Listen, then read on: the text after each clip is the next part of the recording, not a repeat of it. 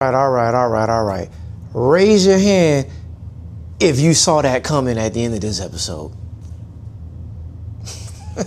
Oh my gosh.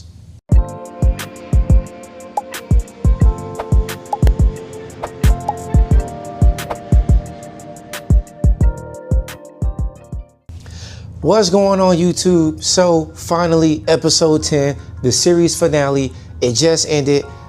And I'm gonna be honest with you guys, it was kind of mid. It was a little bit mid, very predictable. Honestly, they were setting up more than anything. They were setting up for next season. I mean, hey, it is what it is, but you guys already know what we do here at this channel. We're gonna talk about the best moments of tonight's episode.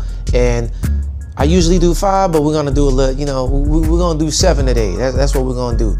And let's start off with number 7. Gotta go to Unique talking crazy to Rock. I ain't gonna lie, the writers, they be doing a good job with Joey Badass's character, and they be giving him the most funniest lines ever, man. I mean, the fact that Unique was saying all that craziness about, what he was doing with Rock in the bed in front of Lou, and Lou kind of looked at Rock, kind of gave her the little side eye when he was like, hey, did you know I was hitting that? And even Lou was a little bit surprised, but the fact that Unique was saying all that crazy stuff about what he was doing to Rock, how she liked somebody to take control of the situation all in front of him, I thought it was very priceless and was just funny. Honestly, they probably had to redo that take a couple times, because if I was sitting up in that room, I would have been laughing my butt off, honestly. All right, number 6, gotta go to Lou kidnapping Priscilla. So, Lou was tracking her down. Lou was able to see the little hospital that, her old girl was coming out of. You know what I'm saying? Lou was able to take her up, got her son as well too.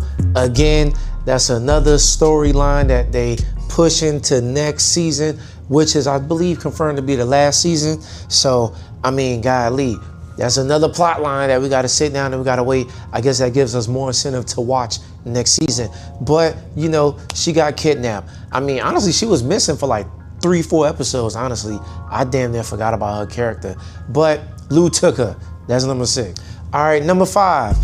This has been probably the most talked about character introduction that we finally got. They introduced Breeze. So a lot of people is really excited about this. I thought it was whatever, but I'm more excited that my boy Miles Morales is playing Breeze. So I'm very excited to see next season how his character is gonna be an integral part of this storyline. Because I believe, you guys can jog my memory. Isn't he the one who teaches Ghost and Tommy the game and all that stuff? And I think Ghost kills him or something like that. And future storylines. So we're finally potentially going to be building upon that. Maybe they're going to introduce Tommy and Ghost in the last season and do the whole Power Origins thing. But whatever, we're introduced to Breeze finally. So finally it's about time, because I've been sick and tired of keep hearing about that stuff. But he's here. He's finally here. All right, number 4, gotta go to Jukebox having that conversation with Rock. Man, oh man, oh man. Again, shouts out to the writers. I feel as if the best dialogue comes from Rock and the funniest dialogue comes from Unique. But also, they be giving Jukebox some gems too. But when they had that sat down conversation and they got real with each other, I'm gonna compare it to another show, stuff totally different. Another great sit-down moment, gotta go to Snowfall when Franklin had that conversation with his Uncle Jerome. I thought that was amazing too. This one, not as epic, but it was still a really good moment, because I just love how Jukebox is letting Rock know, yo, I see you. You probably haven't seen me. You only saw me when I was with Kanan, but this whole time, I see you. Even though I don't say stuff, I'm always thinking stuff. And man, I thought that was powerful. And I just love how Rock basically kept it 100 with her too. Was telling her, yo, you just like your daddy. You know what I mean? Y'all move sideways, y'all sloppy, y'all don't think things clearly, y'all don't think things through. And Jukebox hit her with the, well, I'd rather be like my daddy than I'd rather be like you.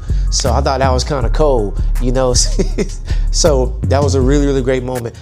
And you know what? I'm gonna also combine another conversation, or you could kind of say argument, was when Rock and her brother Marvin was kind of having an argument where, I ain't gonna laugh, I said, I ain't gonna laugh. I'm not gonna lie. When she hit Marvin with the, yo, you crooked, you talk sideways, you walk sideways, I thought that was mad funny. But for them two to be arguing, it's kind of like, I mean, honestly, everybody was snapping on Rock this episode. Truthfully, everybody was going off on her. And you know, that's very unusual. Usually she be going off on everybody else, but everybody was giving Rock the business this episode. But I'm gonna put those 2 and 2 together for, you know, the fourth best moment of tonight's episode. All right, number 3, gotta go to Marvin not dying. I mean, damn, you think dude was in the Matrix, okay? He was dodging bullets, and first of all, I don't know how the hell he dodged them bullets. His back was turned, but you know, he got that plot armor. But he was moving, bullets was flying. Everybody who was there got killed but Marvin. So I thought that was kind of funny. It's like, damn, how the hell he get killed? But again, that plot armor is strong. We gotta see him in next season, which I feel like he probably will die next season. So, you know, they're gonna hold off on that. I mean, honestly, it really wasn't no major character deaths in the series finale, which is kind of crazy to even think about that. But yeah, Marvin survived. That boy slippery. Number 2, Stefano getting stabbed, okay? Honestly, it's like, I didn't see that coming.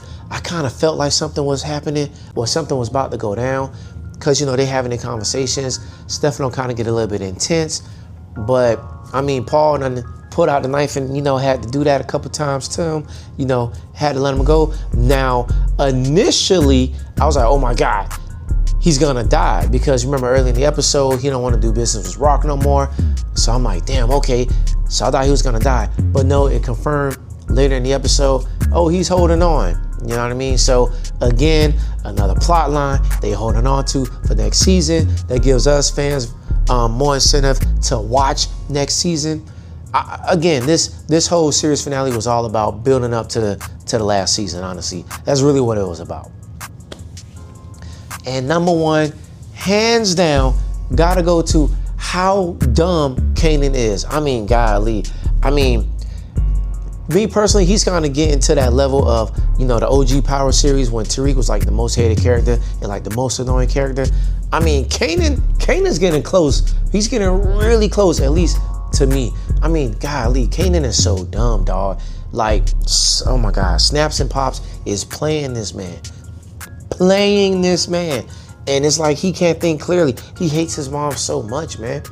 And it's like he don't ask questions. Like Officer Garcia told him, oh yeah, we saw a black woman, you know, leaving the apartment where Crystal was killed at. Okay, you ain't ask, what did she look like? Can you describe what she looked like? No.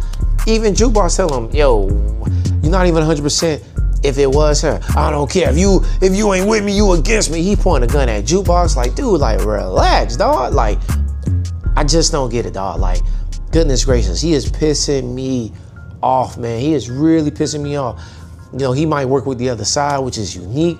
It's like, dog, even when he had the gun pointing at his own mom. Oh, another thing too, I'm getting sick and tired of Power trying to have these kids kill off their parents. I'm getting tired of that crap. I really am. We saw it with Tariq and Ghost. Y'all help me out in the comments, because I know I'm missing other stuff too. Oh, Kanan killing his son.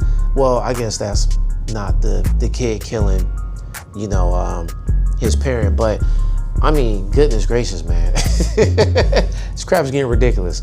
But we all knew that was gonna be a cliffhanger, and then I was checking the time on the episode. When I saw that, I was like, oh yeah, this is not gonna get resolved. This is gonna get resolved next season when I saw that. But yo, Kanan's pissing me off, man. Like, God, I'm getting sick and tired of this man. I'm getting tired of him. And it's like, he's not even thinking like, you know, the cops have something to do, at least with Famous death, right? So how the heck Snaps and Pops get all this information pertaining to the cops? And you don't think not one time, like, maybe they got something to do with it? At least Jukebox is kind of sensible and was like, hey, yo, you know, can you believe everything? They always have an agenda. They got a motive. He don't want to hear that crap. Kanan's stupid, man. But at the end of the day, this episode was kind of mid, like I said at the intro. I mean, overall, the season was great, but I mean, you know, this is another prime example of like TV shows. Instead of like finishing a lot of plot lines, they just want to keep building and building to the next season. So, you know, Last week's episode was better. Episode 8 was, I feel like, was phenomenal. But again, hey, if you like what we're talking about week for week, man, leave a like, subscribe, and I am out.